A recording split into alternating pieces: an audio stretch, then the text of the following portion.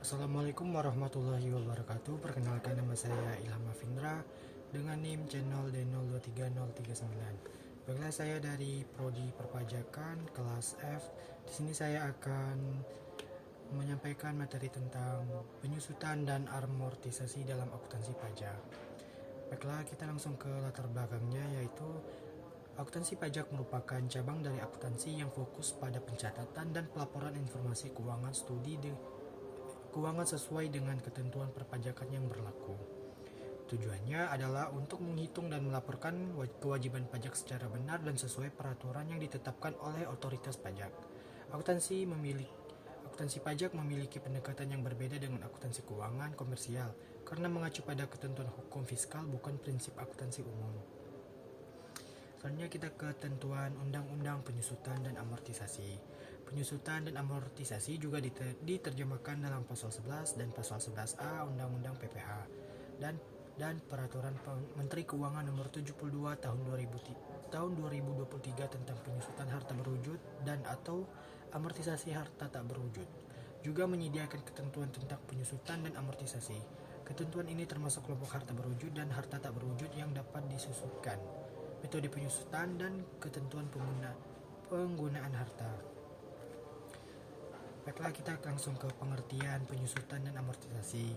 Yang pertama itu, pengertian penyusutan adalah alokasi sistematis atas biaya perolehan harta berwujud yang digunakan dalam kegiatan usaha yang memiliki masa manfaat lebih dari 1 tahun. Dalam konteks pajak, penyusutan digunakan untuk menghitung pengeluaran yang dapat dikurangkan dari penghasilan bruto. Penyusutan dilakukan atas aktiva tetap seperti bangunan, mesin, kendaraan, dan peralatan dengan menggunakan metode tertentu sesuai ketentuan perpajakan. Dan juga amortisasi adalah merupakan alokasi sistematis atas biaya perolehan harta tak berwujud yang digunakan dalam kegiatan usaha seperti hak paten, merek dagang, lisensi, atau biaya lainnya yang memiliki masa manfaat lebih dari 1 tahun. Selain itu, amortisasi juga berlaku atas pengeluaran untuk memperoleh hak atau keuntungan ekonomi yang tidak bersifat fisik, termasuk biaya pendidikan perusahaan dan biaya praoperasi. Adapun kelompok masa dan manfaatnya, yang pertama itu kelompok harta berwujud dan masa manfaatnya dibagi menjadi beberapa kelompok. Yang pertama, kelompok pertama yaitu masa manfaatnya 4 tahun, contohnya seperti komputer dan printer. Kelompok kedua, masa manfaat 8 tahun, contohnya seperti kendaraan dan mesin ringan. Kelompok ketiga, masa manfaatnya 16 tahun, contohnya mesin merat. Dan kelompok keempat, masa manfaatnya 20 tahun, contohnya bangunan permanen.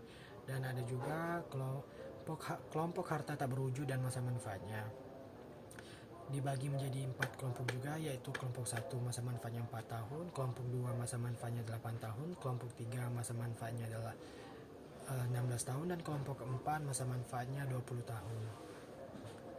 Soalnya di sini ada perbedaan penyusutan dan amortisasi. Perbedaan utama antara penyusutan dan amortisasi terletak pada objeknya. Penyusutan diterapkan pada harta berwujud, sedangkan amortisasi diterapkan pada harta tak berwujud atau biaya dengan masa manfaat lebih dari 1 tahun.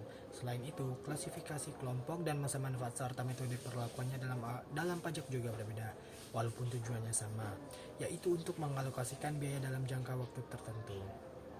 Baiklah, kesimpulannya, jadi penyusutan dan amortisasi adalah metode pengalokasian biaya atas aktiva tetap dan tak berwujud selama masa manfaatnya.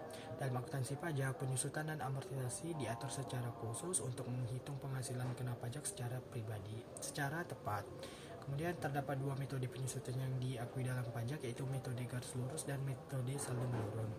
Amortisasi berlaku untuk aktiva tidak berwujud seperti hak paten, lisensi, dan pengakuan selama jangka waktu tertentu. Pemilihan metode dan penggolongan aktiva harus sesuai ketentuan perpajakan Undang-Undang PPH dan PMK terkait, dan penerapan yang tepat dapat mengoptimalkan penghematan pajak dan menjaga kepatuhan fiskal perusahaan. Baiklah, sekian materi yang dapat saya sampaikan. Apabila ada kesalahan dalam penyampaian, saya mohon maaf. Saya akhiri. Wassalamualaikum warahmatullahi wabarakatuh.